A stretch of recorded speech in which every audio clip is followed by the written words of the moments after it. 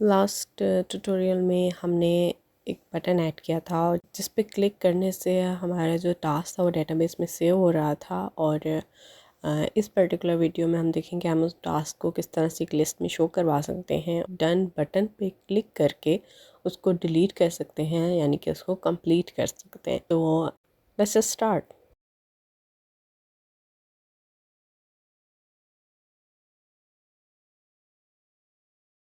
एक list add करनी है और लिस्ट ऐड करने के लिए हम स्क्रॉल डाउन करेंगे और कंटेनर्स में जाएंगे और यहाँ से हमने सेलेक्ट करना है रिपीटिंग ग्रुप। इसको सिलेक्ट करने के बाद हमने इसका टाइप ऑफ कंटेंट, यानी कि इसके अंदर कौन सा टाइप ऑफ कंटेंट होगा, क्या होगा आप खुद ही बता दें। हमने इसके अंदर टू डू लिस्ट शो करानी है, ठीक है। और डाटा सोर्स क्या होगा, डाटा सोर्स में हम लिखेंगे do a search for, search करो टू डू लिस्ट, ठीक है।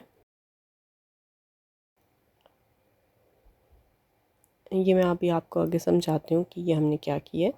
फ़िलहाल आप ये देखें कि हमने उसको टाइप ऑफ कंटेंट एक स्पेसिफाई कर दी कि इसके अंदर इसने हमें टू डू लिस्ट टाइप ही शो कराना है, ठीक है।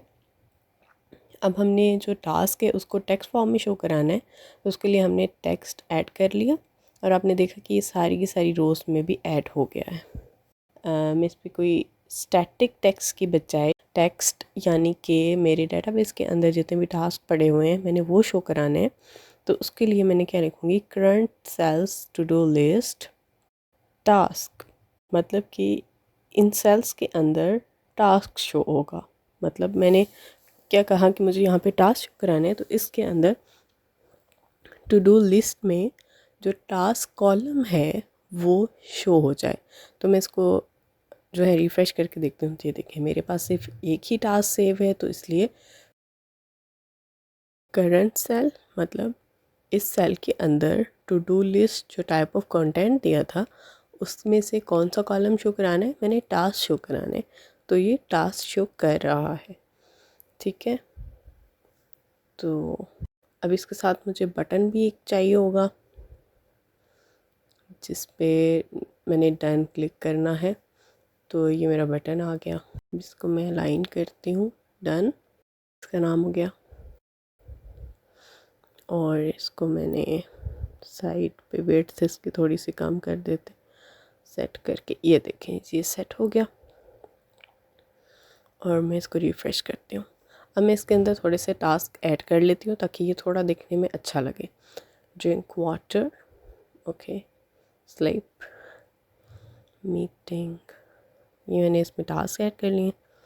ये जो बटन है ये थोड़ा ऊपर की तरफ है, मैं इसको नीचे लाइन कर लेती हूँ। और सेकेंडली हमने क्या करना है कि डन पे जब क्लिक हो तो मतलब टास्क कंप्लीट हो गया है। ये मैंने इसको सेंटर कर लिया। देखिए हम एक को सिलेक्ट करके कर रही हूँ तो बाकी के सारे खुद ही अलाइन हो जाते हैं। दैट्स इस यही तो रिपीटिंग ग्रुप का कमाल है। अब मैंने क्या करना है, डन पे फंक्शन ऐड करना है कि जैसे ही डन पे क्लिक हो तो डाटा के अंदर मेक आ चेंजेस।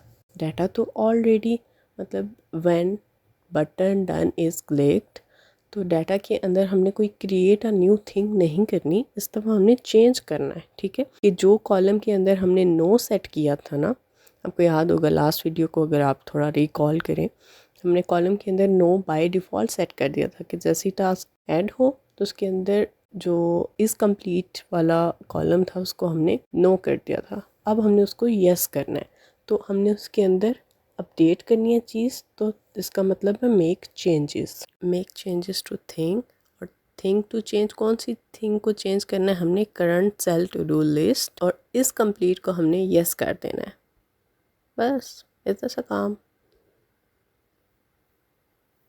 और अब मैं डिज़ाइन में जाती हूँ, to do list type of content हमने टू डू लिस्ट ऑलरेडी दिया हुआ था। तो अब क्या होगा कि सर्च फॉर में टू डू लिस्ट करती हूँ तो इस complete is equal to no.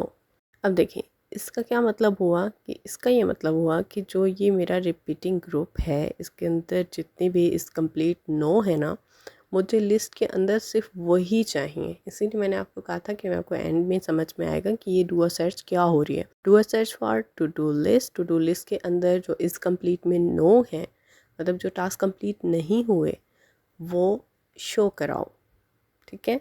और जैसे ही डन पे क्लिक होगा वो यस हो जाएगा, तो वो डिलीट हो गया।